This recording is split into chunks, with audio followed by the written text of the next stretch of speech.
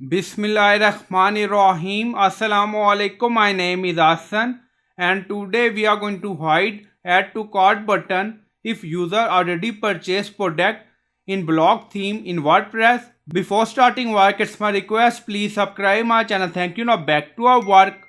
So we are going to add custom code for blog theme in WordPress. So we are in dashboard. On left side you see plugin. So click on add new plugin. Then in search plugin write WP code.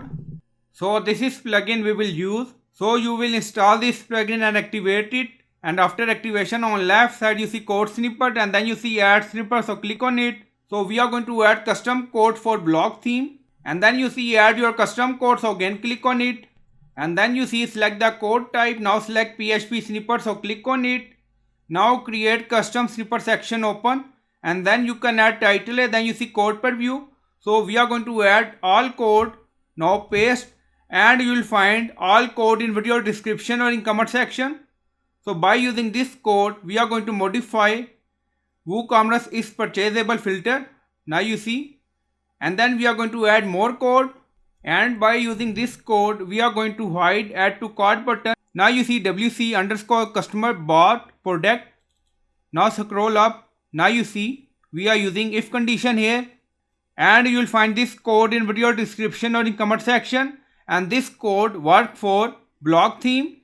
And then scroll down, you see insert method, auto insert location, run everywhere. On top you see inactive, now active, and then click on save snippet. Now snippet created and saved. Go to shop page.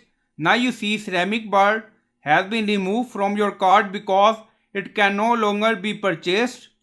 Now you see you don't see add to cart button.